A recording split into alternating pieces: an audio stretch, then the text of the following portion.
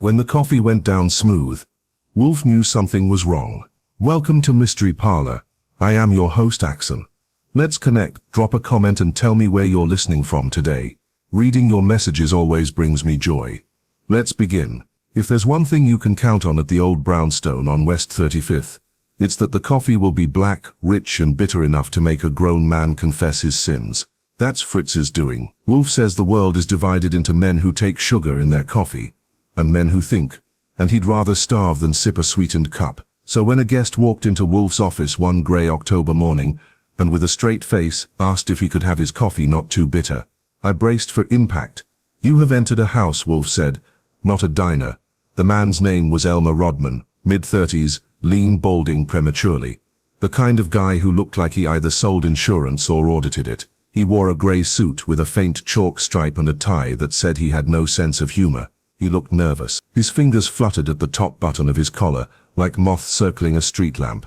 I poured his coffee anyway, black, no sugar, and handed it over without apology. "Fritz doesn't make two kinds." Rodman took a sip, winced slightly and cleared his throat. "I am here because something strange happened at my office. At Clover and Clyde Importers, we deal mostly in beans, coffee beans, from Guatemala and Honduras. Mostly." Wolfe grunted and tilted his head toward the orchid room door. That was his way of telling me this wasn't promising. He doesn't like coffee beans as a topic, unless they're roasted and in his cup. But Rodman wasn't done. "Yesterday morning I brewed a fresh pot in the tasting room, as usual. We rotate batches, you understand, sampling roasts, adjusting roast curves. It's part of our business. Anyway, I sipped the coffee and knew something was wrong."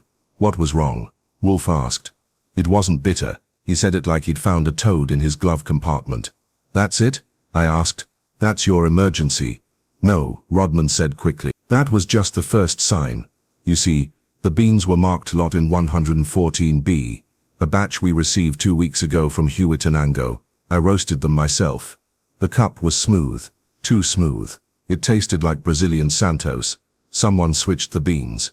"Sabotage," Wolfe muttered, without enthusiasm. Rodman nodded. "It's not the first time. 3 weeks ago, a critical file vanished from our records room. Our list of export contracts and purchase agreements. We chalked it up to misfiling." Then, Wolfe's fingers flexed slightly on the arms of his chair. He didn't look interested. "Not yet. But I know the signs." He was listening now. "There's more," Rodman said. "Yesterday evening, after I told the staff I was taking today off to speak with a consultant, meaning you, I got a visit. At home. No doorbell, just a slip of paper pushed under the door." He reached into his inner coat pocket and handed Wolfe a small folded note. Wolfe read it aloud. "You're stirring things that should stay settled. Back off." I watched Wolfe's eyes narrow. He doesn't like threats unless he's making them.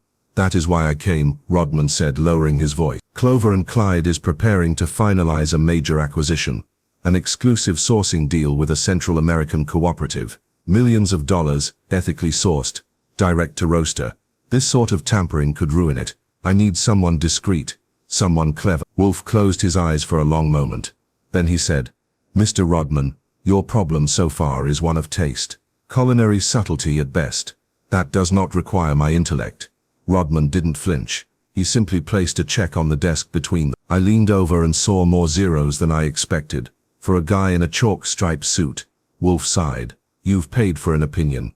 My opinion is the coffee was tampered with, and someone wishes you would stop noticing. For now, that's all I can say." I knew that it meant he hadn't decided to take the case.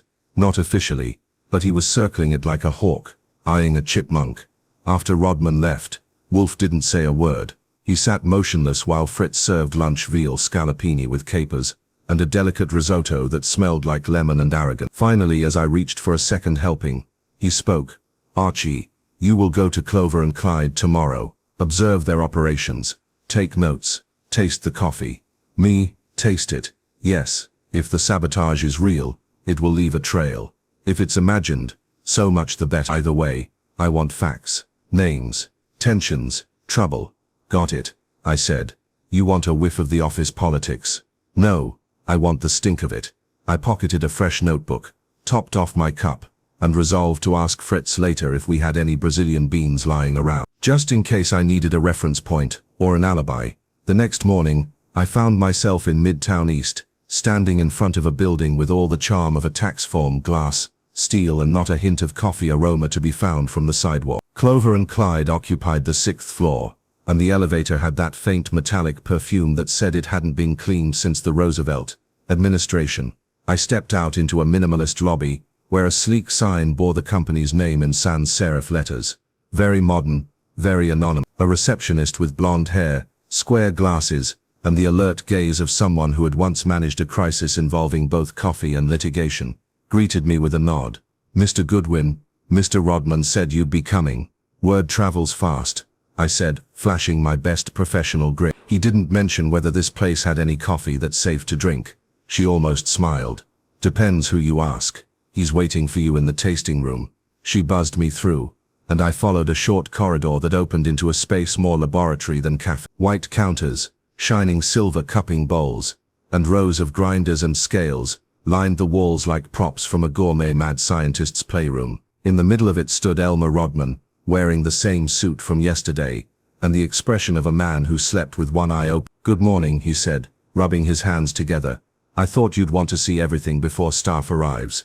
We've kept the station untouched since yesterday." He led me to a bench lined with 2 trays of beans, one marked 11 watt in 14B, the other unmarked, and a grinder that looked like it cost more than my first car. The coffee aroma was faint, hidden beneath sterile lab air, and the sharp tang of cleaning alcohol.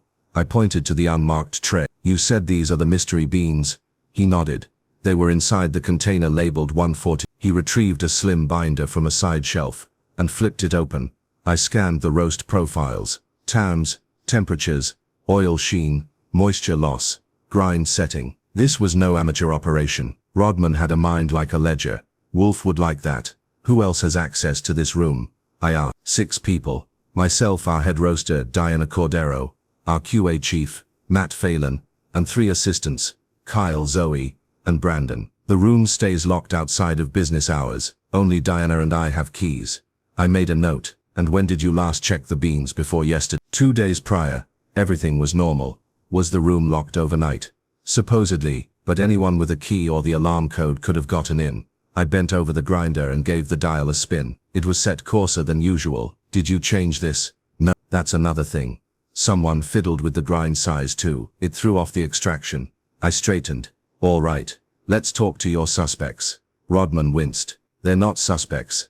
They're staff." "Sure, but from where I'm standing, that's the same thing until proven otherwise." He gave me a tight nod and led me out to the main workspace. A sleek open concept floor, filled with rows of desks and minimal noise. The smell of roasting beans floated in from a room down the hall. There was a fresh batch going. A few employees were arriving, clutching tote bags and thermoses. Rodman led me to a slim woman with a sharp bob and sharper eyes. "This is Diana Cordero," he said, "our head roast." She gave me a once-over. "Rodman says you're some kind of private investigator." "Something like that," I said. "You roast the beans, label them, monitor their storage. I do everything short of singing them lullabies." She said, "And nothing's been tampered with under my watch." "Yet the beans were wrong," I said. "So either you mislabeled them, or someone made a switch." She frowned. "I don't mislabel." "Do you have your own cupping notes from that batch?" "Of course." She turned to her station and pulled out a laptop, clicked through a few files, and showed me a table with tasting notes. "Bittersweet chocolate, stone fruit, mild citrus, medium body." I copied it down. "And this matches what Rodman logged?" I asked. "Identical." We cupped it together. "Did you both taste from the same brew or separate?" "Same. I brewed it. He tasted after me. Ever notice him switching labels or rearranging beans?" She narrowed her eyes. "Are you suggesting he did this? Just exploring every path?" I said. "Does anyone here have a reason to make him look sloppy? Or derail the big contract he mentioned?" She said nothing for a moment. Then Matt Phelan. "He wants Rodman's job. He doesn't say it, but he's got that lean and circle energy, always sniffing for weakness. Has he been around the tasting room? Too much. He offers suggestions nobody asked for." I thanked her and moved down the road to Phelan's desk. He was already typing, a stocky man with a narrow mouth and a habit of bouncing his foot like it owed him money. I introduced myself and he leaned back, arms crossed. "I heard Rodman's got someone sniffing around," he said. "So, what's the verdict?" Too early for one, I said. But you work quality assurance. That mean you handle the samples too? Sometimes, he said. I audit them before they go out. Not after. Have you noticed any irregularities? He shrugged. Rodman's got a delicate palate. One off note. And he thinks it's industrial sabotage. You don't think someone switched beans? More likely, someone roasted a different batch and slapped the wrong tag on it. Wouldn't that someone be the roaster? He smirked. Depends who did the tagging. Do you ever stay late? He raised an eyebrow. Why? Because someone visited Rodman's apartment to deliver a note telling him to back off. Ring any bells? Now the smirk slipped. I don't know anything about that. But you knew about the contract deal, right? Everyone does. If it lands, he's untouchable. That's why he's nervous. He knows he's walking a tightrope. I ought him to his keyboard and looped back to Rodman. I've got more questions. I'll need to talk to the others too. But your problem isn't just beans. It's people. Rodman looked grim. You believe me? I believe something's going on. But it's not clear who's pulling what strings. Yet. He nodded. What do you need from me? A complete list of employee schedules for the last 2 weeks. Who stayed late? Who had tasting room access? Who signed in on weekend? Also, anyone you've crossed lately inside or outside the company? He nodded and began typing. I stepped into a corner, pulled out my notebook, and dialed Wolfe. He picked up after the 4th ring. Yes, it's got legs. There's tension in the ranks. Bean switching confirmed by multiple tasters, and somebody left a threat note at Rodman's door. I don't think it's just coffee anymore. I never thought it was, Wolfe said. Return at once. Bring the notes. We will begin position. That meant he had an angle. I didn't ask what. If he was thinking I wasn't interrupting. Got it. I'll be there before lunch. I hung up, looked once more around the sterile tasting lab, and thought about how odd it was that bitterness, or the lack of it, was turning into a full-blown war. And something told me the worst taste was still coming. I made it back to the brownstone with 15 minutes to spare, before Fritz declared lunch irreversible. He was plating slices of cold poached salmon with dill cream when I came in, and Wolfe was already in his chair, napkin across his expanse, sipping a glass of that Malvise she saves for when fish is involved. I handed him the folder I'd assembled at Clover and Clyde, notes on the tasting discrepancy, staff access, and the social minefield Rodman was tiptoeing through. He didn't open it right away. That's Wolfe for you. Half the time you think he's ignoring you, but he's really just letting your information ferment. Fritz, he said, not looking up. Did we receive the Harrar shipment? Yes, sir, Fritz said. Yesterday. The beans are excellent. I've stored them in the lower pantry, far from. Wolfe nodded once. Then he looked at me. So, I echoed, helping myself to the salmon. Rodman was right about the tampering. He and the head roaster, Diana Cordero, both cupped the 1114B lot. Good acidity, bittersweet finish. But yesterday's sample was a smooth, round Brazilian flavor. No citrus, no sharpness. Either the beans were switched, or someone mislabeled them. Or, Wolfe said, someone wished it to appear so. Rodman himself? I asked. Wolfe shrugged a millimeter. He has motive to summon attention, to implicate a rival, to delay the signing of a contract, until conditions suit him. Is he persuasive? He's twitchy but thorough. Keeps files like a librarian, not the type to fake a crisis, but smart enough to manipulate one. Then we proceed as if both possibilities are real, Wolfe said. Sabotage, or subterfuge. He finally opened the folder, adjusted his glasses, and skimmed the notes. When he paused, I knew something had clicked. Matt Phelan, he said. You wrote, ambitious passive-aggressive, possible grudge holder. Based on what? He wants Rodman's job, or something close to it. Diana mentioned he's constantly sniffing around other departments. Quality assurance gives him access to both final products and internal metrics. Plus, he bristled when I asked about the threat note. Wolfe grunted. Phelan is plausible. Anyone else? There are 3 assistants, Kyle, Zoe, and Brandon. I haven't met them yet. Rodman promised to send their schedules and keycard logs by this afternoon. Wolfe waved a hand down digital breadcrumbs. I want temperament, tensions, desires. I figured you would, I said. There's more. Rodman says this all began with a missing file, an export contract binder that vanished a few weeks ago. Wolfe looked up sharply. You failed to mention. I saved it for dessert. He scowled. You do not amuse me. I grinned and speared a piece of salmon. What if this is about something more than just flavor sabotage? The wrong beans don't just disrupt a taste test. They could cost the company trust, reputation, or even that Central American sourcing deal Rodman keeps hinting at. Someone may be trying to collapse the contract altogether. Wolfe wiped his mouth. Then someone benefits from failure. The question is whether that someone is internal or external. I'd bet internal. Everyone I met today had the poker faces of people hiding something. Phelan's tight-lipped. Diana plays it cool. And Rodman, for all his twitching, isn't telling us everything. Then we shall have to flush it, Wolfe said. Which, translated from Wolfese, meant he wanted pressure applied until someone cracked. That's where I usually come in. Do I bait them? No. You ask questions. The right questions in the wrong places. At the wrong time. I leaned back. You want me to stir? I want you to dislodge. Wolfe said. You will return tomorrow. Interview the assistants. Observe how the others respond to your presence. Make yourself the topic of conversation. Anything specific I should press? Yes. Find out who wanted the beans to be switched, not just who could have. It is intent that reveals guilt. I finished my lunch, took the rest of the afternoon to brush up on the politics of Central American co-ops, just in case, and made a mental note to bring Fritz a peace offering, if I'd interrupted his kitchen routine with my midday return. A man's priorities need to be clear. The next morning I arrived at Clover and Clyde for round 2. This time the receptionist's greeting was chillier, which meant word had spread. Excellent.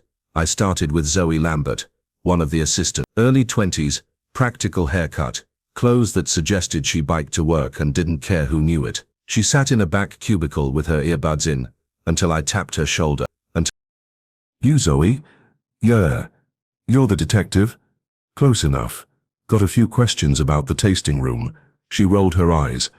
I didn't touch anything. Didn't say you did. But you work near it? Sure. We rotate shifts: packaging, admin, sample logging. I was in the tasting room last Tuesday, and again Friday. Why? You remember seeing anything odd? Odd how? Bane trays out of place, different labels, grinder settings changed. She thought. Tuesday, no. Friday.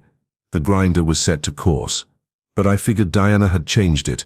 She's picky. Did you see Matt Phelan near the room? She hesitated. He came by twice. Once in the morning, once before close. He said he was checking batch reports, but that's not really his zone. Was the door open both times? Yeah. We don't keep it locked during the day. I noted it.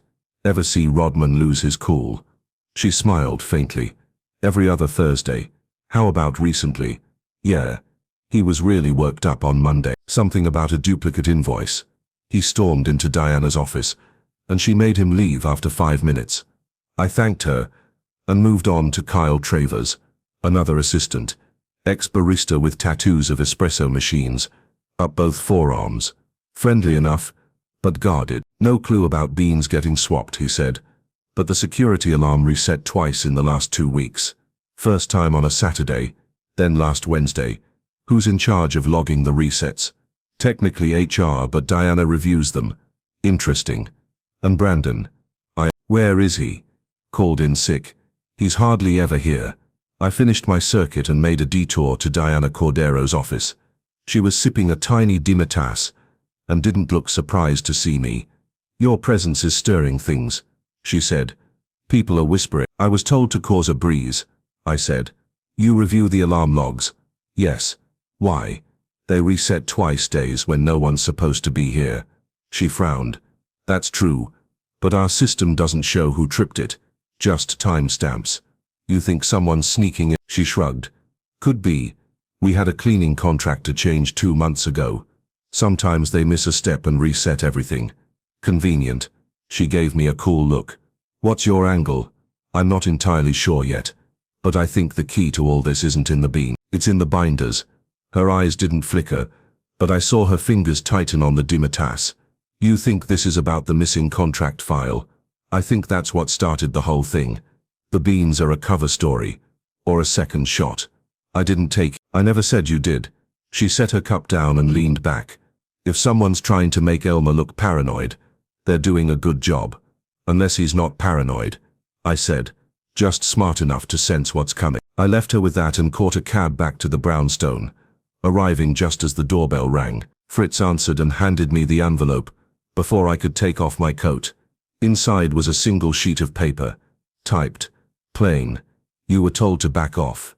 Now he'll pay the price." Underneath a name had been scrawled in block letters, Rodman. I took it upstairs immediately. Wolfe took one glance and pushed away his book. "Saul," he said to me, "find him. Tonight."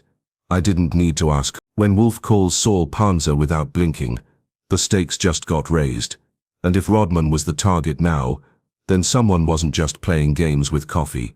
They were boiling it over. When Wolfe tells you to find someone tonight, it's not a suggestion, and it sure isn't for your calendar. I called Saul Panzer as I headed back out. He picked up on the second ring with the calm, unhurried voice of a man who could find a needle in a stack of needles if you gave him an address and a motive. "Evening, Saul. I need a man traced. Name, Elmer Rodman. Midtown apartment, East 83rd, corner unit. Threat came in about him just now. Unsigned. Wolfe wants eyes on him. Quiet, fast, and full picture. Done. Give me 20. When Saul says 20, he means 17. I made it back to my car and waited just long enough for a call. "He's not home," Saul said. "Doorman says he left around 4. Didn't say where. No bags, no coat. Looked rattled." "Did he say anything?" "Just that he wouldn't be in tomorrow. Asked the front desk to forward calls to voicemail." I grimaced. "Okay. Head to Clover and Clyde. If he shows, tail him." I'm going back to the office to update Wolfe. Back at the brownstone, Wolfe hadn't moved from his chair. He had the envelope on his desk and was regarding it like it had insulted his orchids. "He's not home," I said. "Left early. Looked shaken. Saul's on him." Wolfe turned the envelope with 2 fingers. The note is misdirection. The language mimics the earlier threat, but the addition of "he'll pay" shifts the tone from warning to action. "So you think it's real?" "Real in that someone wishes us to think danger is imminent. Whether they intend to act or provoke panic remains to be seen. Could be a bluff." "It could," Wolfe said, "but it has changed our position. I will no longer wait. Tomorrow, all parties come here. I will speak to them directly." I raised my brow. Wolfe's office gatherings were like thunderheads, quiet until the first strike, then full lightning. "Who?" "Rodman, Cordero, Phelan, and one of the assistants. Choose the most likely to buckle under pressure." "Zoe Lambert," I said. "She's nervous but perceptive." "I'll get them here by noon." 10, Wolfe said. "If they cannot comply, they do not belong in this business." I called Rodman first. No answer. I left a message. Then Cordero, cool as usual but agreed. Phelan took longer, but I pushed the word urgent hard enough and got a terse yes. Zoe agreed last, sounding like she'd just been asked to walk into a courtroom with a blindfold. That night, I didn't sleep much. I kept waiting for a call from Saul saying Rodman had turned up in a hospital, or a ditch. Instead he called around midnight. He showed. Where? Storage facility in Long Island City. He had a key, rented a small unit, stayed 20 minutes, left with a locked briefcase. Follow him? He drove back to the city, went to a late-night diner, ate alone, then back home, still there now. I relayed this to Wolfe in the morning, as Fritz served baked eggs with herbs and pancetta. Wolfe listened, chewing slowly, then nodded. A storage unit, he said. Curious, if he fears for his safety, why retrieve something worth risking his neck, or something that proves he is the neck? At 10 sharp, the office began to fill. Cordero arrived first, sleek in black and tan, with that steady walk that suggested she was already framing counter-arguments in her head. Phelan followed, slouching, eyes scanning the room like it was rigged with wires. Zoe came third, hands tight around her phone, hair damp from a hurried wash. Rodman came last, pale, blinking, and clutching a slim locked briefcase like it was fused to his fingers. Wolfe didn't speak until Fritz had served coffee and we were all seated. Then he gave his standard opening, smooth, formal and laced with silk-edged men and laced with. You are here, he said, because a pattern of trespass, deception, and threat has emerged around Clover and Clyde. Mr. Rodman's coffee beans were tampered with. A critical export file disappeared. 2 warnings, one subtle, one explicit, have been issued. The second arrived at my office last night. He gestured to the envelope on his desk. Rodman's face went white. I didn't know, he began, but Wolfe raised a hand. I will speak. You will answer. Silence. Wolfe turned to Cordero. Miss Cordero, what do you know of the missing export file? Only that Rodman said it was gone, she replied. He never showed it to me. Did you ever handle it? No. To your knowledge. Did Mr. Phelan? She glanced at Phelan. No. Did anyone else? Rodman cleared his throat. I keep my binders in my office. Locked. Only I access them. And yet, Wolfe said, one vanished. Rodman nodded. Yes. Was it the binder pertaining to the Central American Cooperative? Yes. Then your company's most valuable future contract worth millions is now missing its documentation. Rodman nodded again, slower this time. And last night, Wolfe continued, you visited a storage unit in Queens. You retrieved a locked case. I assume it's in your possession now. Rodman hesitated, then nodded, and set the case gently on the desk. Open it. Rodman hesitated, then unlocked the latch and flipped it open. Inside, in careful folders, were a stack of documents, shipping manifests, co-op agreements, signed purchase orders, the missing file. Wolfe's eyes didn't move, but I could feel the change in the room. Tension, tightly strung. You removed the file before it was stolen, Wolfe said. Why? Rodman swallowed. Because I thought someone was trying to sabotage the deal. I saw Matt in my office one night. He claimed he was borrowing a USB drive, but he was near my desk. I didn't trust him. Phelan scowled. You're lying. No, Rodman said. I didn't accuse you. I just wanted to protect the deal. Wolfe turned to Phelan. Did you enter Rodman's office after hours? No. Did you trip the security alarm on a Wednesday? Absolutely not. Wolfe looked at me. I nodded. Alarm log says otherwise. Phelan blinked. Maybe I forgot my badge. Maybe I came back late one night for my jacket. Which night? He didn't answer. Wolfe's voice was soft. Intent, Mr. Phelan. That's what interests me. Not opportunity, not access. Why tamper with coffee? Unless you wish to suggest someone was incompetent. Phelan's jaw tightened. And yet, Wolfe said, you did not send the threats. You are ambitious, but not cruel.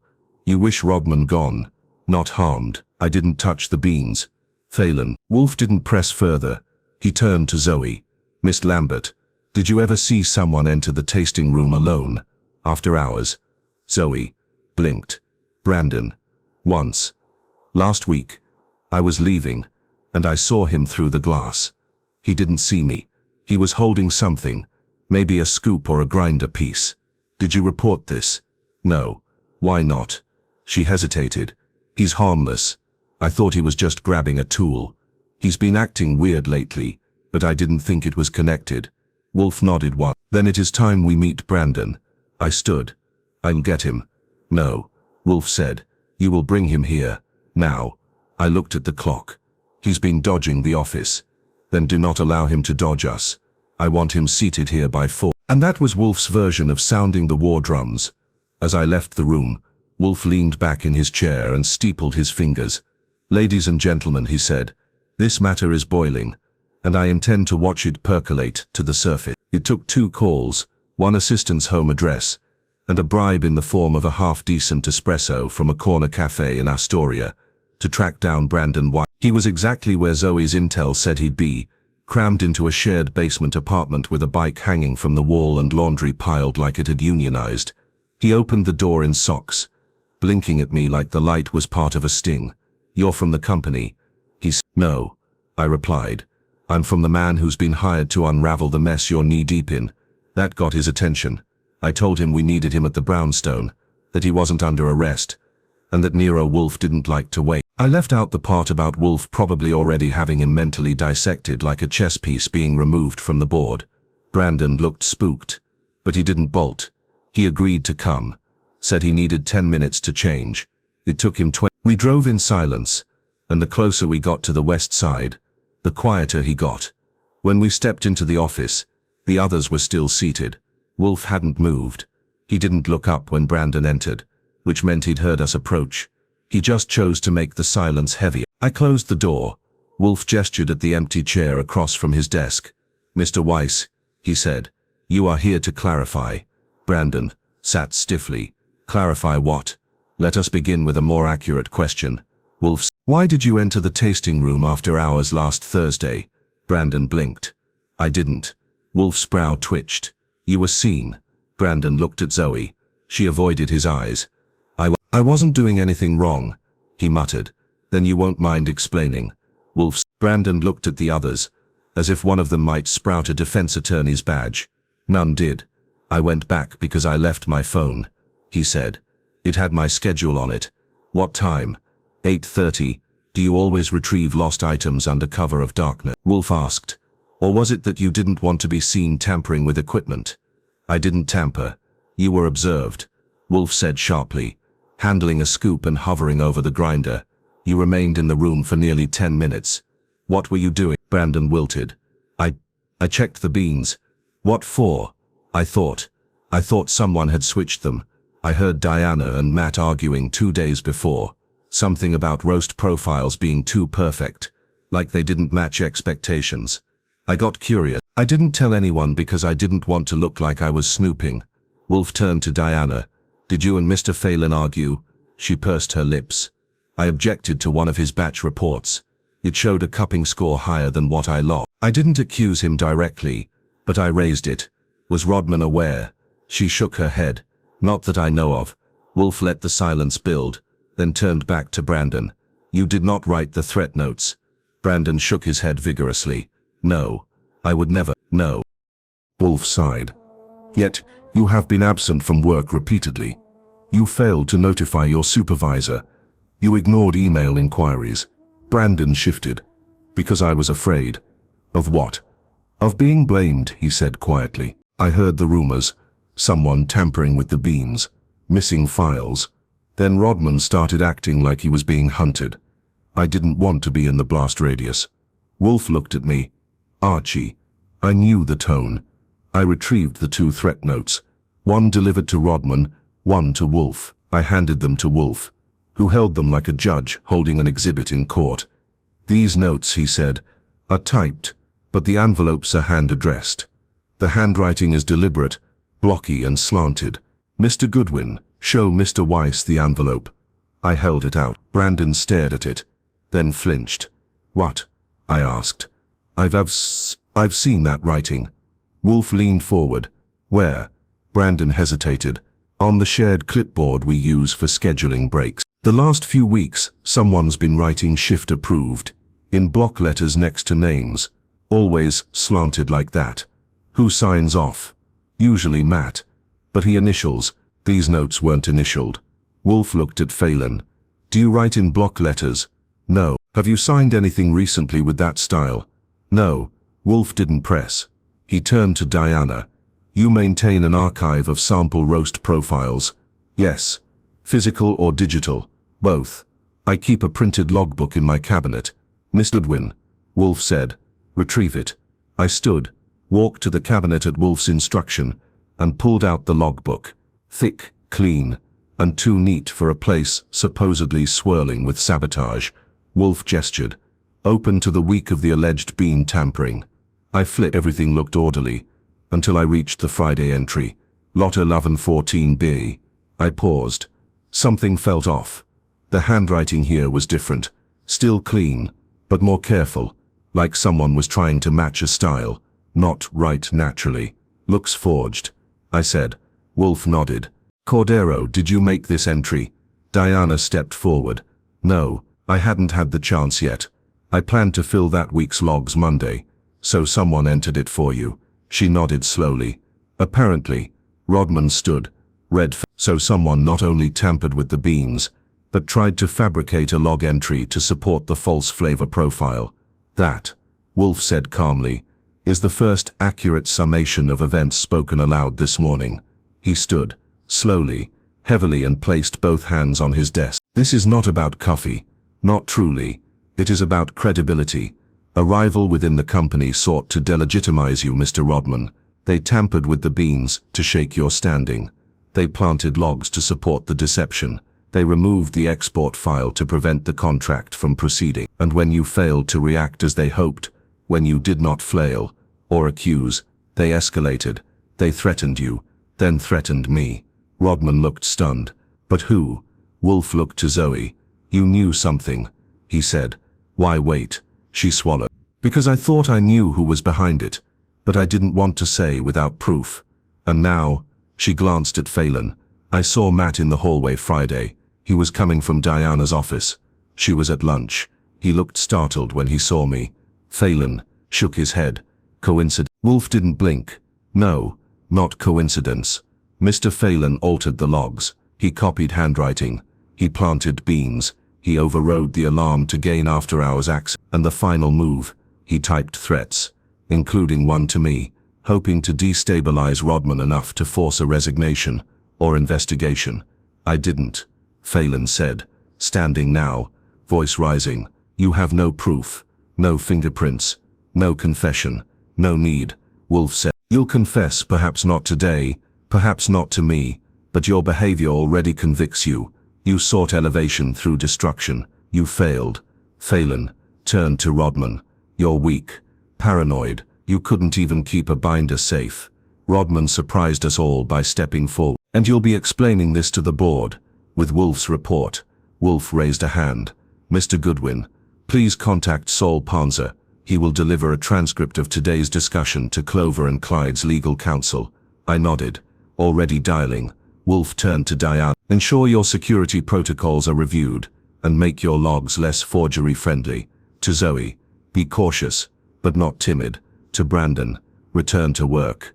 And to Rodman, next time, if you taste smoothness in bitter beans, consider it not a flaw, but a warning. As the office cleared and the front door clicked closed behind the last of them, Wolfe leaned back, sighed and looked at his coffee. Fritz, he called, this cup, it is, for once, perfectly bitter. He raised it. Justice, like coffee, must never be diluted. I picked up the envelope and dropped it in the trash. And threats, I added, should never be anonymous around here. They tend to end up confessed. Wolfe didn't smile, but he sipped, which, believe me, was approval enough. The next morning brought rain, steady, drizzling, and just annoying enough to dampen my walk back from the corner newsstand. I stepped into the brownstone, shaking drops off my hat, pausing to check the mail, which contained nothing more thrilling than an electric bill and a polite inquiry from a rare book dealer Wolfe occasionally tolerated. Fritz had already retreated into the kitchen by the time I made it up the stairs, where Wolfe was reading the Gazette in his oversized chair, breathing as if the entire publication offended him. He looked up just long enough to see me enter, then folded the paper with slow, practiced annoyance. Rodman called, he said without preamble. Early riser today, I said, removing my coat. He is rattled, Wolfe replied. The board at Clover and Clyde confronted Phelan this morning. He resigned. No fuss. I raised my brows. No cops. No Wolfe. Rodman convinced them to handle it internally, to avoid scandal. The board agreed. Phelan's file has been sealed, and will not be pursued legally. For now. Convenient, I said, for them. Wolfe frowned. Perhaps, but such resolutions are common in business. Cleaner than court. He reached for his coffee and took a sip. Yet there remains something unresolved. I knew that tone. He wasn't shifting to orchids yet. This was not over. What's bothering you? I asked, settling into my chair. The notes. I waited. The first threat, you're stirring things that should stay settled, was a warning, timed shortly after the tasting discrepancy. The second, now he'll pay the price, was more theatrical. It named Rodman, and threatened harm. Phelan wanted him rattled. Yes, but why escalate after Rodman had already hidden the export file, and why send me the second note? Maybe to push Wolfe's retreat. No, he said. Mr. Goodwin, I do not retreat. I allowed a smile. Wolfe leaned forward, tapping a finger on the armrest. Phelan sabotaged the beans. He interfered with documents. He even imitated Diana's log entries, but he did not type the notes. I straightened. What makes you so sure? Style. Phelan's speech, both written and verbal, is sarcastic, self-contained, defensive. The first note uses metaphors stirring things that should stay settled. Language of the poetic, not the strategic. The second includes a crude shift in tone. That change implies a different hand. A second saboteur, I said. Or an opportunist, Wolfe said. One who saw disruption and sought to deepen it. Someone who didn't want Phelan to take all the credit, or the fall. Wolfe nodded. I want Saul Panzer to find the typewriter, or printer used to create the notes. I want every typed item that passed through Clover and Clyde's offices in the last month. Memos, labels, shipping manifests. I want to compare the typeface, spacing, even the texture. On it, I said. You still want Rodman kept under watch? Yes. For now. I called Saul and laid it out. He didn't ask questions. He never does. And promised to have a batch of samples by nightfall. Wolfe stood and headed toward the plant rooms. I knew better than to follow him. Orchids meant he needed half an hour to think without interruption, and interrupting meant your day would stretch 3 hours longer than it needed to. By noon I had a text from Saul. Found a match. Details. When the time came, Saul arrived at the brownstone carrying a slim folder, and smelling faintly of printer toner and subway air. The second note, he said, laying the paper on Wolfe's desk, was printed using a shared HP laser printer in the main copy room at Clover and Clyde. The same printer used for staff schedules and inter-office notices. Wolfe arched an eyebrow. The threat was printed in-house. Yep, I matched the faint toner pattern on the top right corner. It's specific. The ghosting pattern from a damaged fuser roller is consistent with 6 other printouts I pulled from the trash bin. Which department uses that printer? I asked. Saul flipped a sheet in the folder. Main admin. Accessed by the assistants and whoever's around. No password required. Logs only show print counts, not user identities. Anyone could have printed it, Wolfe said, but the assistants had proximity. Zoe, Brandon and Kyle. Saul added. One odd thing. I found this wedged between the wall and the file cabinet. He handed Wolfe a torn scrap of paper. On it, 114B cupping. Dry, over-roasted, harsh bitterness. Someone's tasting notes. Wolfe held the note up to the light, then passed it to me. I studied it. Doesn't match Rodman's language. He never called a roast harsh. He'd say unbalanced. Precisely, Wolfe said. So whose notes are these? I had a hunch. Diana, I said. She keeps printed logs and tasting notes, and this is her style. Structured. Clipped. But why toss this? Wolfe didn't answer. He stood and rang for Fritz. Bring me the sample cups from the tasting set, he said. From 2 days ago. Fritz, unflappable as ever, nodded and disappeared. What are you thinking? I asked. That a second deception occurred, Wolfe murmured. One behind the Fritz returned 5 minutes later, with a tray, 5 porcelain cupping bowls, still labeled with batch numbers. Wolfe examined each, then lifted the one labeled 114. The aroma was strong, but not from Guatemala. A dark, almost smoky note. Low acidity. Not a Central American profile. That's not 114B, I said. It's a Brazilian roast. Exactly, Wolfe said. But note only one bowl has the wrong beans. The others are correct. I looked up, which means the switch wasn't systemic. It was staged, Wolfe said. 1 cup. 1 deception. And Diana was the one who brewed it. Wolfe's eyes narrowed. She claimed to roast the batch. Claimed to cup with Rodman. Yet Rodman's notes describe a classic Guatemalan flavor. This cup is Brazilian. Who is lying? I didn't answer. Wolfe didn't need me to. She planted it, Wolfe said. To fake a tampering. To draw scrutiny away from the file theft. So Phelan was framed. No. He committed sabotage. But Diana escalated it. Quietly, more convincingly. I sat back. She saw Phelan's plot failing. So she added her own layer. Made Rodman believe the company was imploding. Then added the threat note. Rodman panicked. Wolfe said. Hid the file. Confirmed Diana's version of events, without realizing he'd been manipulated. The office was silent for a moment. Then Wolfe said. Call them all back. Tomorrow. 10 a.m. All of them. Phelan is gone. Exclude him. Include Diana, Rodman and the assistants. He leaned back. This time, we extract the architect. Want me to do the talking first? I asked. No, he said. You've stirred. Now I will extract. I didn't argue.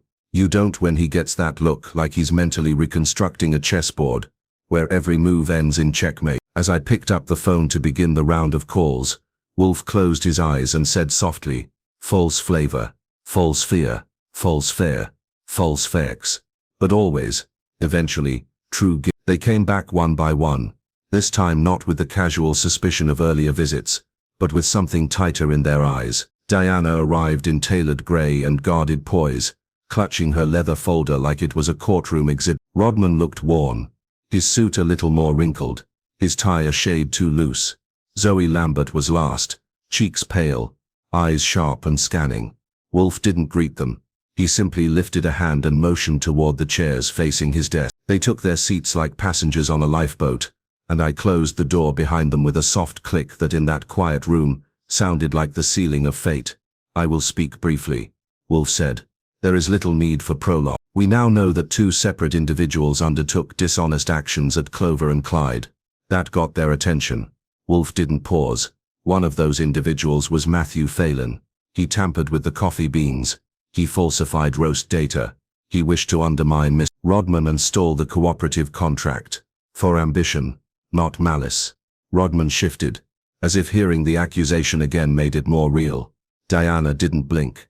But there is a second, Wolfe said. One who capitalized on Phelan's actions, who escalated the deception with more precision and more risk. A person who staged the tasting room scene, submitted falsified flavor notes, and printed the second threat. This time, addressed to me. Zoe looked at Diana. Diana didn't return the glance. Wolfe raised a hand. I will be precise. The second threat note was printed on an office printer in the main administration room at your firm. The printer's ghosting pattern matched 6 internal documents. The paper stock is unique to your vendor. The envelope addressed in block script matches the hand that's recently annotated your company's schedule clipboard. You may wish to protest. Do not. He reached to his side and lifted the porcelain cup labeled 11114B from the tray Fritz had delivered yesterday. He turned it toward them, like it was a relic. This, he said, was the bait. Not beans scattered throughout the inventory, not a full batch, one single cup. Rodman frowned. But I brewed that sample. No, you tasted it. The brew was already prepared when you arrived, yeah. Rodman looked toward Diana. She told me she was running late, he said slowly. That she'd brewed it ahead of time. I didn't question it. We were short on time. Wolfe nodded. And you trusted that what she handed you was the batch you had roasted and labeled together. It was Diana's posture didn't shift, but her grip on the folder in her lap tightened just enough for me to see her knuckles pale. You, Wolfe said to her, introduced the real sabotage, the swapped beans in that one brew. You then inserted roast notes with falsified characteristics. Not a major switch, just enough to suggest confusion, alarm. You watched Mr. Rodman panic, watched him remove the binder, and then you added the threat. Diana's voice when it came was calm, and the evidence, the notes of course, Wolfe said. Your writing style appears in every roast entry, except the one for the 11114B batch. The forged one is yours, because only you would believe you could convincingly imitate yourself. She almost smiled. That's elegant, Mr. Wolfe. But hardly proof. It is not the only proof, Wolfe said. You had access to the printer. You used block script on shared documents. Your presence in the tasting room on the evening in question was verified by camera logs, not active ones, but still images captured by a cleaning crew's equipment. And more tellingly, you had motive. Now Wolfe leaned back. That, for him, was a flourish. You did not wish to sink the cooperative deal, he said. You wanted to own it. Your name is not on the contract. You and Mr. Rodman have argued over the past year, over operations, credit, product control. You roasted the beans, but he controlled the deal. He stood to be promoted. You did not. Rodman's voice, quiet but stunned. Is that true? Diana didn't respond. Wolfe continued. When Phelan began his crude sabotage campaign, you saw an opportunity. You let him fail, then added your own layer of disruption. You used Phelan's noise to mask your orchestration.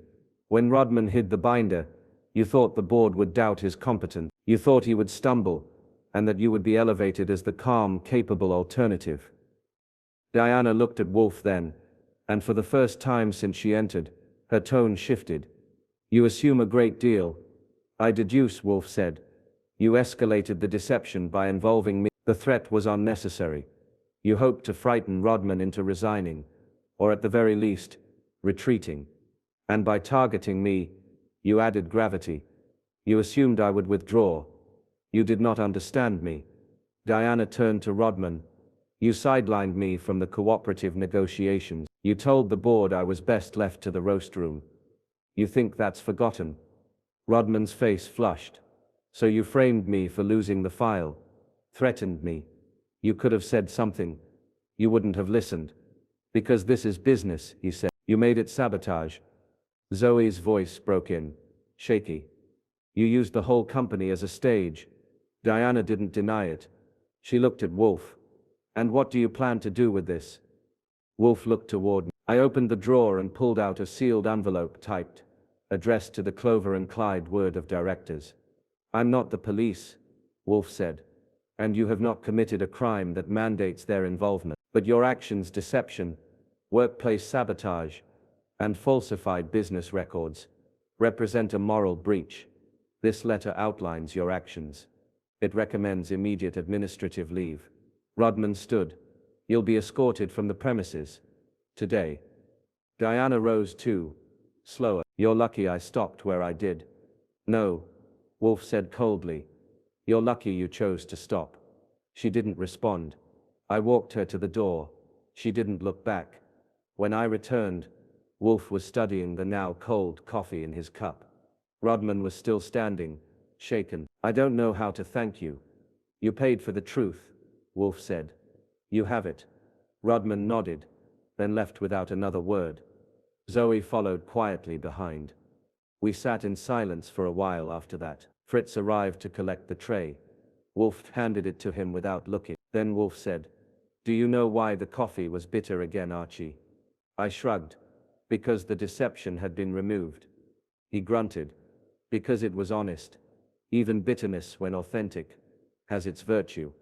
He raised the cup to his lips, took a last sip, and closed his eyes. Human deceit, he murmured, spoils more than flavor. I leaned back and crossed my legs. And if we'd just asked for sugar? Wolfe opened one eye. Then we'd be somewhere far less interesting. I let him have the last word. After all, he earned, and the coffee, cold though it was, never tasted sharper. The brownstone was quiet again. No visitors. No threats slid under the door. No suspicious beans lurking in ceramic cups. Fritz was humming faintly in the kitchen, prepping something that smelled like garlic and quiet vindication. And Wolfe had retreated to the plant rooms for his post-case meditation with his orchids. I was catching up on reports in the office, jotting a few summary notes to file under Clover and Clyde's sabotage, without spillage. I don't usually write things down, unless I have to. Wolfe keeps his own meticulous system, but this one was worth the 2 saboteurs, 1 brewing company, and a cup of coffee that kicked off a miniature war without anyone ever drawing a weapon more dangerous than a scoop. At 4:30 the phone rang. I picked it up. Archie Goodwin. A pause. Then Rodman's voice, tight. A little different now. I just wanted to thank you. You did already. Back when Wolfe handed you your company back. I know. But something's been bothering me. That earned a raised eyebrow. Go on. I reviewed the binder this afternoon. The contract materials. Everything was there, but one sheet was odd. Odd how? The co-op's original offer letter. It was dated a full week later than I remembered. I checked our internal records. My original was dated September 9th. This one says September 16th. The contents are identical, but the dates change. Subtle. But I cut in. Someone slipped in a different version of the file. Possibly. I thought it was a copying error, but I found no original in our digital backups. Just this one. That put a new wrinkle in the linen. Rodman, I said. Do you have the document with you? Yes. Keep it. Bring it to Wolfe. Tonight. He hesitated. Is that necessary? Only if you care whether the deception ended at sabotage, or if it's still brewing. I rang off, headed upstairs, and intercepted Wolfe, before he vanished behind the orchids again. We've got a new layer, I said. He didn't groan, which was its own signal. 10 minutes later, Rodman arrived in a brown overcoat, a manila envelope under his arm, and a look of someone who just realized his clean slate might have smudges. Fritz intercepted him long enough to remove his coat and offer a modest plate of biscuits, then sent him up. Wolfe examined the letter in silence, reading both the words and the margins. He turned it twice, held it to the light, and then looked at Rodman. "You are certain the original was dated the 9th? "I am." "You did not retain a copy?" "No. I scanned it. But the digital copy's gone." Wolfe turned to me. "We require access to the cooperative." Wolfe turned to me. "We require access to the cooperative's end. Their correspondence. Originals. Timestamps. Any metadata." I nodded. "I'll call. Rodman, can you get us a name?" He handed me a card. "Maria del Campo, co-op coordinator in Guatemala. Fluent in English. Fair, direct." Wolfe closed his eyes, as if running calculations on a chessboard he thought he'd packed away. "This change," he said, "is not random. It is strategic." "How?" Rodman asked. "By altering the date," Wolfe said. "Someone has changed the narrative of the agreement. A 7-day delay means the contract was not viable during the window you claim. That would render your urgency, your choices suspect. Convenient for an internal challenger who wishes to imply negligence. Diana." Wolfe shook his head, too heavy-handed. She had no need. She was crafting perception, taste, panic, not bureaucracy. No. Someone else removed the original and inserted this version. Rodman looked confused. But Diana was behind the threats. She was behind the drama, Wolfe said, not the deletion. Then who? I already had a name in mind. So did Wolfe. We just didn't want to say it yet. I called Maria del Campo and introduced myself. She was polite, professional, and efficient. "Could you tell me," I asked, "the date your office issued the offer letter to Mr. Rodman?" There was a pause, a few keyboard clicks. "September 9th, she said. "Signed by our director. Scanned and sent same day." "Do you have the scan?" "I did." "Could you email it to me?" She did. It arrived 5 minutes later. The PDF bore a digital timestamp embedded in the file. September 9:16 a.m. Identical content, but the footer bore a different font from the one in Rodman's version. I turned my laptop to face Wolfe. He nodded once. "The document Rodman brought tonight is a forgery. But Diana wouldn't need to forge a contract," I said. "That's not her style, nor was it necessary," Wolfe said, "unless she was covering for someone." Rodman blinked. "Covering for whom?" Wolfe looked up. "Brandon Weiss." Rodman shook his head. "But he barely showed up to work. He wasn't part of the deal." "No," Wolfe said, "but he had access, and a fear of being blamed. I saw it too. The printer. The forged document was printed using the same machine as the second threat note. Diana may have printed it, or she may have been asked to, by someone who had no idea Wolfe would examine it, down to the paper fiber." Wolfe nodded. "Brandon was in the tasting room, to monitor, not to tamper. He was watching the others, and when the file was removed, he panicked. He believed if the truth came out, he'd be implicated. So he fabricated a new version, covering the whole, but made a crucial error in dating, not knowing Wolfe would catch it." Rodman sat back. "So he wasn't malicious, just scared?" "No," Wolfe said, "but fear compounded sabotage, and misdirection flourished. I called Brandon that night, asked him to come by. He hesitated, then agreed. He arrived looking worse than he had the first time. Less sleep, more guilt. When Wolfe showed him both versions of the contract, he crumbled. "I just wanted it fixed," he said. "When Rodman mentioned the missing file, I thought if I could find the co-op's original, I could recreate it. No one would notice. I didn't think it'd matter." "You thought forging the date wouldn't affect anything?" Wolfe asked. I panicked. "You printed it?" "Yes." "Did Diana help you?" "No. She didn't know." Wolfe nodded.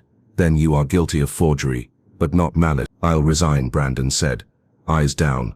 "That's not for me to decide," Wolfe said. "But I suggest you confess to Mr. Rodman, and let the company weigh your fear against your intent." Brandon nodded. He looked 20 pounds light, whether from relief or resignation. I couldn't say. He left without needing to be told. Rodman stood. "This never ends, does it?" Wolfe looked at him. "It ends when you know who to trust, and when you stop letting business become drama." Rodman chuckled softly. After he left, Wolfe leaned back and closed his eyes. 3 layers, I said. Phelan's ambition, Diana's precision, and Brandon's fear. Indeed, and the real damage, to taste, to trust, and to clarity. I poured a fresh cup of coffee from Fritz's late pot. Wolfe took it without a word. He sipped, swallowed, and nodded once. No bitterness, he said. But this time, I don't mind, because there's nothing left to cover. Exactly. We sat there a while. No noise, no threats, no beans out of place. Just a quiet office. A solved mystery, and at last a cup of coffee that didn't lie. It was a day later when the first thank you basket arrived. Rodman had sent it, one of those extravagant office-size contraptions, stuffed with imported chocolates, obscure teas and a whole pound of single-origin Guatemalan coffee beans, nestled like precious stones in a bed of gold foil. Fritz took one look at the beans, sniffed and gave an approving grunt, which meant they'd make it to Wolfe's pantry instead of the trash. I set the basket aside and returned to the stack of papers on my desk. Final notes from the Clover and Clyde case, now closed on Wolfe's end, but still leaving aftershocks at the company. Wolfe had declined Rodman's invitation to an appreciation lunch, citing reasons both intestinal and intellectual. I had declined too, though I'd been tempted for the shrimp cocktail, and a shot at eavesdropping on the board's private apology. At 2:15 that afternoon, as the rain turned from mist to full downpour, Wolfe summoned me with a single word through the call button. Archie. I went upstairs. He was in the office, seated with a familiar scowl that usually precedes something unpleasant, like taxes, lawsuits, or Saul just called, Wolfe said, without looking up. What's Saul digging now? I thought we were officially in post-mortem mode. He was tying loose ends. It appears Miss Cordero has retained counsel. That made me pause mid-step. She's suing. No, Wolfe said. Not yet. But she is preparing a countersuit. Defamation. Wrongful implication. She intends to claim that her name was used to protect others. Which others? Phelan and Rodman. I gave a low whistle. She's got nerve. She has more than that, Wolfe said. She has a case, if circumstantial. Rodman did remove the file. Phelan was caught but not charged. And Brandon's forgery, though accidental, could be used to suggest a coordinated cover-up. I rubbed my temple. Tell me this isn't about to get messy again. It is, Wolfe said, unless we contain it. He leaned forward. I want you to visit Miss Cordero, not as an agent of defense, but as an emissary. Clarify the record. Offer her a way to walk away intact. Won't she smell a setup? You are not to corner her, Wolfe said, only to give her what she wants credit. I raised a brow. You're offering her the win. She was the more capable saboteur, Wolfe said. Had she not overreached, I might never have uncovered her role. But there is a difference between vindictiveness and cunning. I respect the latter. You want me to appeal to her ego? Yes. Stroke it. Restore it. She must feel seen. And if she doesn't, then she sues, Wolfe said flatly, and forces the board to reopen their investigation. And if that happens, I will be forced to involve the authorities. Which you don't want. Correct. Business is a tangle. I prefer clarity. By 4 o'clock I was in Soho, knocking on the door of a quiet brownstone, with an herb garden out front, and a cat glaring at me from the second-floor windowsill. Diana answered after a pause, looking much the same, crisp, cool, self-contained. I figured you'd come. I didn't expect it to take this long. Sorry, I said. Had to let the dust settle. She didn't smile but stepped aside. You want coffee? I raised an eyebrow. You offering it unpoisoned? That earned the tiniest twitch at the corner of her mouth. Black? Always. We sat in her kitchen. Minimalist. Immaculate. With brushed steel fixtures and a window facing the courtyard. The coffee was strong, dark, and honest. I made a point of sipping it before speaking. You're considering legal action. She didn't deny it. You helped hang me out to dry. I was framed as the villain when others played dirtier games. You were the villain, just not the only one. She leaned back. I did what was necessary. Rodman marginalized me. Phelan undermined me. Brandon was a liability. I tightened the pressure. I didn't make threats. I didn't forge contracts. But you did spike the tasting, I said. And you let Rodman stumble, knowing he'd panic. She held my gaze. I was trying to force clarity by way of chaos. No. By making incompetence visible. Still sabotage. Still truth, she said. I let that hang. Then Wolfe doesn't want a trial. You don't either. Too public, too slow. And your solution? We tell the board that Diana Cordero was the early whistleblower, that she identified Phelan's misconduct before it came to light, but feared backlash, that she acted rashly but with intent to protect the company. She snorted.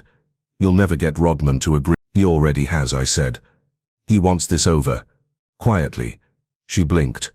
What does Wolfe get out of it? Peace. And you? Another cup of coffee that doesn't have guilt floating in it. She looked away for a long moment.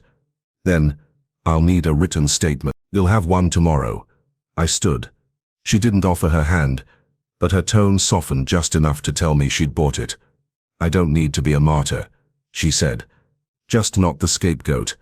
Understood, I said. You were neither. You were the chess player who sacrificed one piece too many. I left her kitchen smelling of roasted beans and barely buried bitterness. Back at the brownstone, Wolfe read the update, signed the pre-written statement for the board, and handed it to me without comment. So, I said, settling into the red chair, we're tying the ribbon now. Not yet, Wolfe said. There is still one more matter. I waited. Fritz.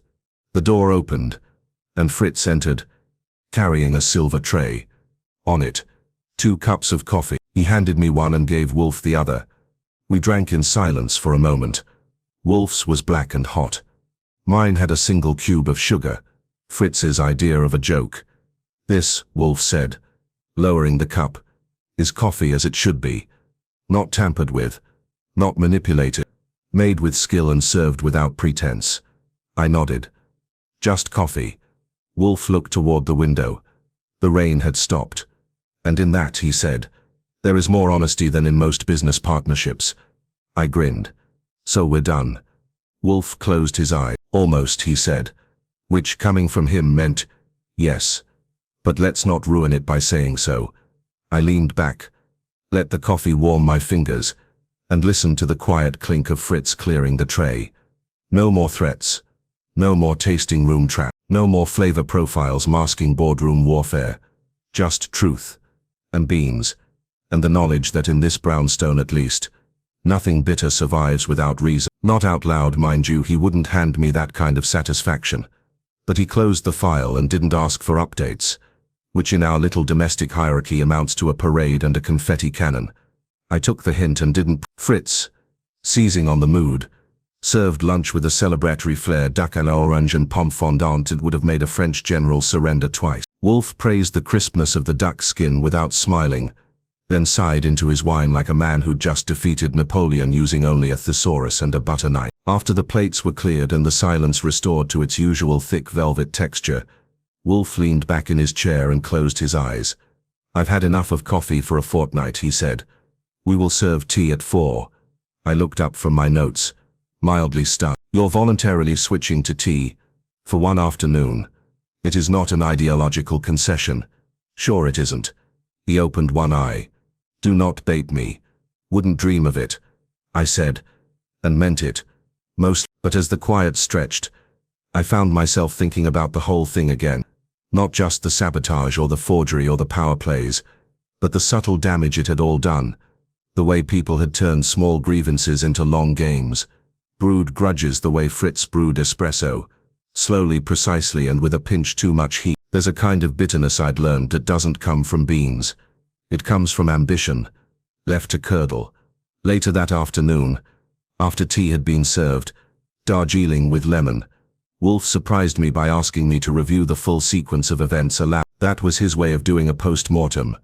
Not for clarity, but for certainty. He liked knowing his deductions stood up even when no longer in use. So I gave him the rundown. Phelan wanted Rodman out. He'd been circling the management position for months, and the cooperative deal would have made Rodman a lock for promotion. So Phelan started small, falsifying roast data, nudging flavor profiles, slipping in little errors designed to erode confidence. Wolfe nodded. Amateurish but disruptive. Then Diana saw the openings. I continued. She used his tampering as cover for her own maneuvering. Swapped a single cup of coffee, then planted tasting notes to create doubt in Rodman's palate. It was surgical, almost elegant. She miscalculated, Wolfe said. Involving me was her mistake. Right. She didn't expect you to look past the flavor, or that you'd identify 2 saboteurs instead of 1.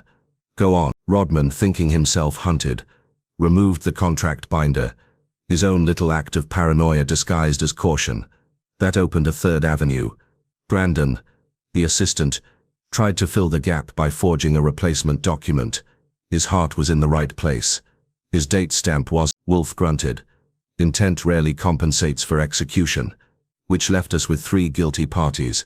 Phelan for sabotage, Diana for manipulation and escalation, Brandon for fear-driven forgery.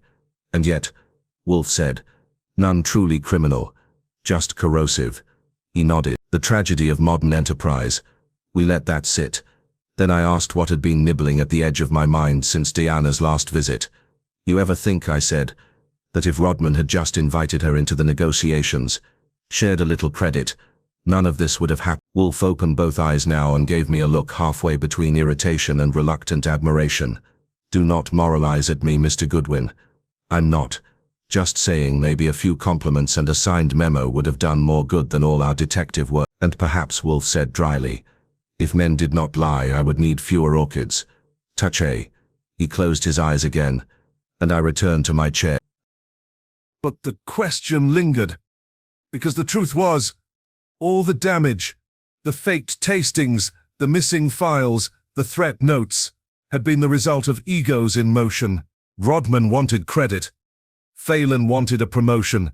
Diana wanted visibility. And poor Brandon, he just didn't want to be fired. The crime, if you could call it that, wasn't any one act. It was the slow erosion of trust. The company would recover. Phelan was gone. Diana had taken Wolfe's carefully worded exit strategy and moved on to a boutique roastery in Brooklyn. And Brandon, after a long, tearful meeting with HR, was reassigned to logistics, where he couldn't do much harm beyond misplacing a shipping label. Rodman was left standing, a little humbler, a little sharper, and probably a whole lot more careful about who he left alone with the grinder settings. The coffee business, it turns out, is as much about perception as it is about flavor, which explains why Wolfe had no use for either when it came to deduction. His cup may be bitter, but it's always honest. And as for me, I stuck to my own little ritual. That night, long after Fritz had vanished to his quarters, and Wolfe was lost in botanical Latin somewhere in the plant rooms, I made myself a cup of coffee. Black. No sugar, no notes, no threats. Just beans, water, and heat, like it was supposed to be. I sat with it by the window and looked out at West 35th Street. Rain had given way to a clean dusk. The world had settled again. Wolfe would have no visitors for days, maybe a week. The orchids would get his full attention. Fritz would return to his most elaborate menus, and I'd be waiting for the next knock at the door. Because in the end, someone always knocks, someone always stirs the cup. But until then, we'd earned our quiet, and the coffee at last wasn't bitter, not even a little. The final call came 2 weeks later, on a Wednesday, just after Wolfe had finished his lunch of duck liver pâté, and Fritz was fussing over a batch of tart tatine that apparently not caramelized to his usual standard. I answered the phone mostly out of boredom, and half expecting it to be Saul with a fresh tangle for us to untie. Instead it was Rodman. Again. Archie, he said, I won't keep you. I just wanted you to know the co-op deal closed today. Well, I said, congratulations. No beans switched, no files missing, no one poisoned, unless Fritz finds out someone served decaf. He chuckled. It went clean, clean as it could go. I heard something in his voice. Not just relief, but a kind of settledness. He'd gotten his win, but not without scars. Maybe he'd earned it. Maybe that was the point. I also wanted to say, you're Mr. Wolfe. I didn't understand him at first, thought he was just eccentric. I let the silence stretch. But now I see, he doesn't just solve things, he forces the truth to hold its own weight. I thanked him, let him go, and hung up. Wolfe was in his chair as usual, polishing off the last of his beer with the air of a Roman senator in retirement. He raised an eyebrow at me. Rodman, I said. Deal's done. Wolfe grunted. Good. He may now resume living without melodrama. That'd be nice. I went to the bookshelf, took out the case file, and tucked it into the far right cabinet, where the solved ones live. As I slid it shut, Wolfe cleared his throat. Mr. Goodwin, he said, have you reflected on the arc of this affair? Plenty. 3 motives. 3 methods. 1 mess. He nodded. But what bound them? I shrugged. Pride. Fear. Control, he said. Each sought control of narrative, of perception, of consequence. He took a sip of his beer. But none of them truly had it. Not Rodman, not Phelan, not Diana, not even the frightened boy Brandon. And you? I asked. He didn't answer immediately. Then, I never seek control, Mr. Goodwin. Only clarity. I smiled. Which amounts to the same thing. The way you do it. He didn't deny it. The late afternoon sun slid through the office window, casting that familiar golden light across the room. Outside, the city moved as it always did. Too fast, too noisy, never still. But inside, everything had returned to order. Wolfe rang for Fritz and asked for coffee. When the cup arrived, he took a single sip and set it down with a satisfied sigh. This, he said, is honest. I gave him a look. You mean it's bitter? Precisely. I took my own cup and leaned back in my chair. The flavor hit clean. No sugar. No deceit. No suspicion. Just coffee. And for once in the brownstone on West 35th. That was all it needed to be. That was